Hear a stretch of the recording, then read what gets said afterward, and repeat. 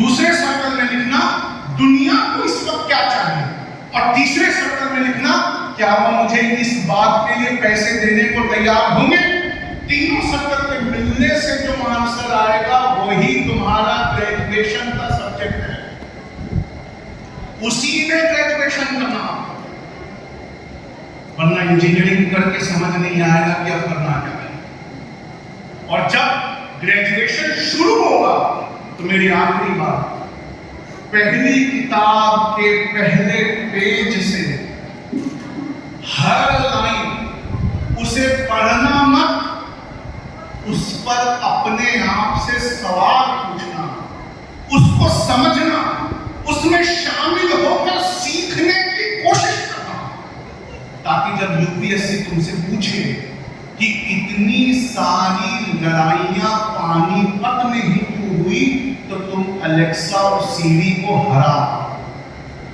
جب U P S C تم سے پوچھے کہ آج گاندھی اگر زندہ ہوتے تو کیا کر رہے ہوتے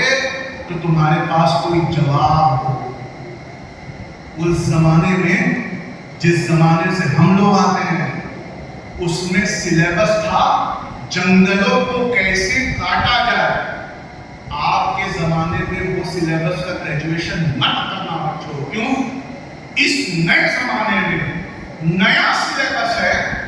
جنگلوں کو کیسے کاٹا جائے یہ سلیبس نہیں ہے۔ اس نئے زمانے میں نیا سلیبس ہے ریگستان کو ہریالی میں کیسے تبدیل کیا جائے۔ آپ کو معلوم ہے ایلون مسک کی کمپنی معلوم ہے جو مارس گرہ پہ جا رہی ہے؟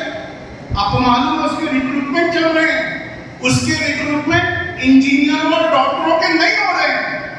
اس کے ریکروٹمنٹ سب سے پہلا ریکروٹمنٹ منگل گرہ پہ جانے والی کمپنی نے ان گریجویٹس کا کیا جن گریجویٹس نے سوئل پیڈالوجی میں بی ایس سی اور ایم ایس سی کیا، جسے مٹی کی جانکاری، مٹی کو سنوارتے کیسے اس کی جانکاری۔ وہاں منگل گرہ پہ پتھروں کے ٹکڑے بے شمار ہیں، لیکن ان ٹوٹے ہوئے کنکروں کو مٹی میں تبدیل کرنے والا نہیں مل رہا، وہ اسے ڈھونڈ رہے ہیں۔ ڈاکٹر بن جاؤ گے، ہو سکتا ہے کال سینٹر میں چلے جاؤ، لیکن سوئل میں، ایگریکلچر میں، فارسٹ میں، نوشاد عالم صاحب بتا رہے تھے ایسی دنیا نے ترقی کر دی ہے بنا مٹی بنا پانی کے ایگریکلچر ہو رہا ہے۔ وہ پڑھائی کرنے والوں کو دنیا ڈھونڈ رہی ہے، باقی سب کا کام الیکسا اور سیری کر رہے ہیں۔ جو سوچ کر نہیں پڑھتا، اپنی پڑھی ہوئی لائن پر عقل نہیں لگاتا، جو شامل ہو کر سیکھنے کی کوشش نہیں کرتا، وہ ساری ڈگریاں جمع نہیں کر رہے، وہ ڈگریاں اس کے منہ پر مار دی جاتی ہیں۔ اور اب اپنی بات کو سمیٹتے ہوئے اور ختم کرتے ہوئے آخری بات بتانا چاہتا ہوں، یہاں بہت سارے ماں باپ بیٹھے ہیں، ان ماں باپوں سے کہنا چاہتا ہوں کہ عنقریب تمہیں بھی پل صراط سے گزرنا، عنقریب تمہیں بھی روزے محشر اپنے جواب دینے۔ آؤ میں تمہیں ایک ایسا عمل بتاؤں کہ کیا پتا ہمارا رب روزے محشر ہمیں معاف کر دے۔ پوچھو وہ کیا عمل ہے؟ وہ عمل یہ ہے کہ جو اپنے بچے کے لیے چاہتے ہو، جس تعلیم کی فیس اپنے بچے کے لیے دینے کے لیے تیار ہو سکے تو ایک غریب کے ڈیزرونگ بچے کے لیے بھی وہ فیس دے دو۔ روزے محشر لڑکھڑا کر جب گرو گے نا تو جبرائیل امین اپنا پر پکڑائیں گے، اس لیے پکڑائیں گے کہ تمہارے بچے کو جو موقع تم نے دیا وہی موقع ایک غریب جس کی قسمت میں نہیں تھا تم نے اللہ کے حکم سے پیدا کیا۔ کیا پتا وہ روزے محشر تمہیں معاف کر دے۔ لیکن جب میں رانچی میں آیا ہوں مجھے ایسے ایسے ڈیٹا بتائے گئے ہیں کہ میں شرمندہ ہو کے نیچے دیکھنے لگا۔ مجھے رانچی کے لوگوں نے یہ بتایا کہ رانچی میں سب کچھ ہے لیکن اس مائنورٹی کا اپنا ایک ادارہ نہیں۔ یہ رانچی وہ جگہ جہاں ہر سال بے شمار لوگ عمرہ پہ جا رہے ہیں۔ تم پر ایک حج فرض ہے، تم پر عمرہ بھی فرض ہے، تمہاری عبادتیں صرف اللہ کے لیے، تم اور تمہارا رب جانتا ہے تم کیا کرنا، لیکن کم سے کم شادیوں کے خرچے، یہ ولیموں کے خرچے، یہ عمرہ پہ عمرہ جو آپ جا رہے ہو، اس کے خرچوں سے ایک ادارہ تو اپنے لیے کھولو۔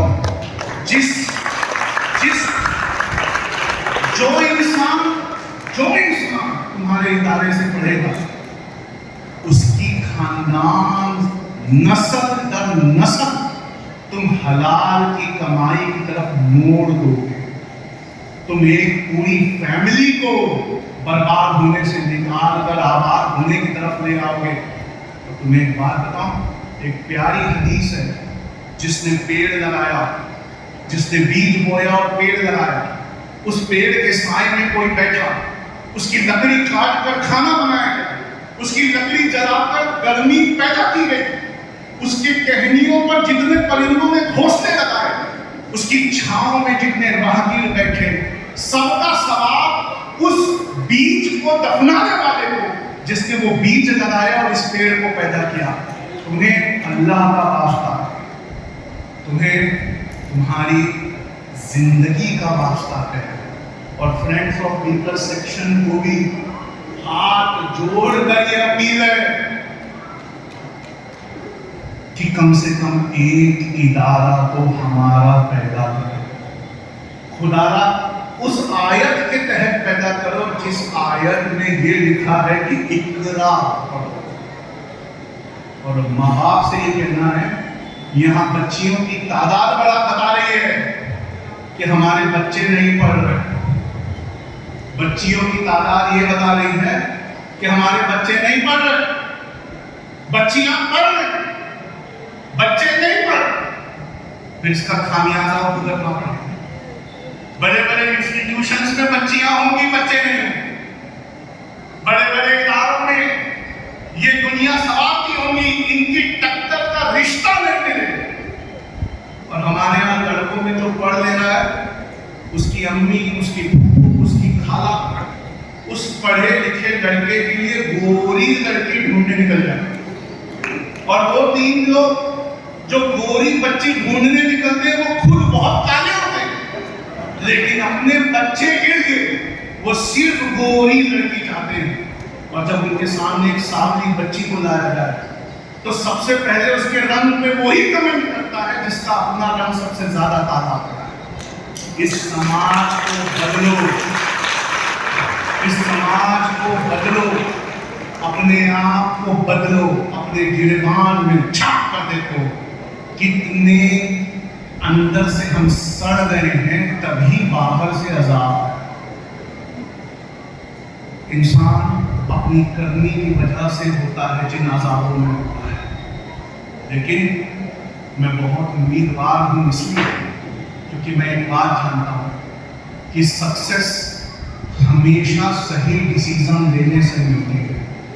میرے پیچھے اس کہانی کو ذرا گھبرائیے، سکسیس ہمیشہ صحیح ڈیسیژن لینے زور سے بولیے، سکسیس ہمیشہ صحیح ڈیسیزن لینے سے ملتی ہے۔ صحیح ڈیسیزن ہمیشہ ایکسپیرینس سے آتا ہے، بتائیے، صحیح ڈیسیزن ہمیشہ ایکسپیرینس سے آتا ہے، اور ایکسپیرینس ہمیشہ غلط ڈیسیزن لینے سے آتا ہے۔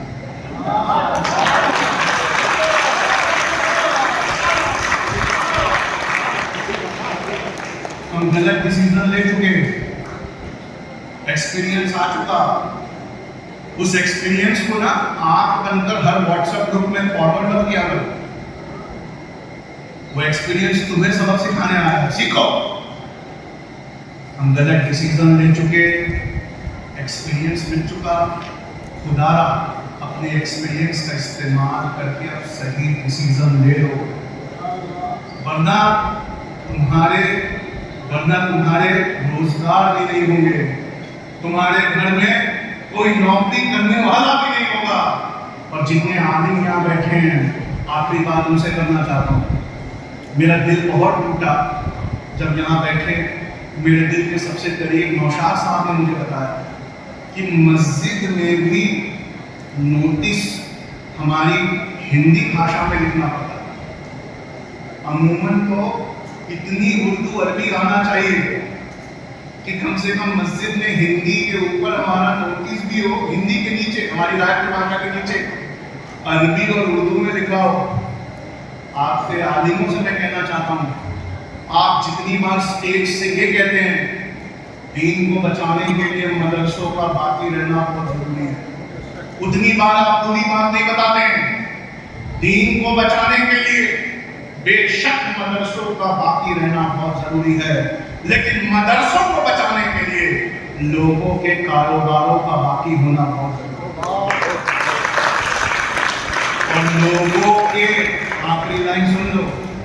لوگوں کے کاروباروں کے بچنے کے لیے ان کے بچوں کا دنیاوی تعلیم میں پڑھا لکھا ہونا بہت ضروری ہے۔ یہاں جتنے ٹاپر بچے بیٹھے ہیں انہیں ہم نے سرٹیفکیٹ دیا، انہیں ہم نے شیلڈ دی، یہ اسی عزت کے لائق تھے، لیکن ان بچوں سے میں بھیک مانگنا چاہتا ہوں، آپ کے پاس جتنا بھی وقت ہو میرے بچوں،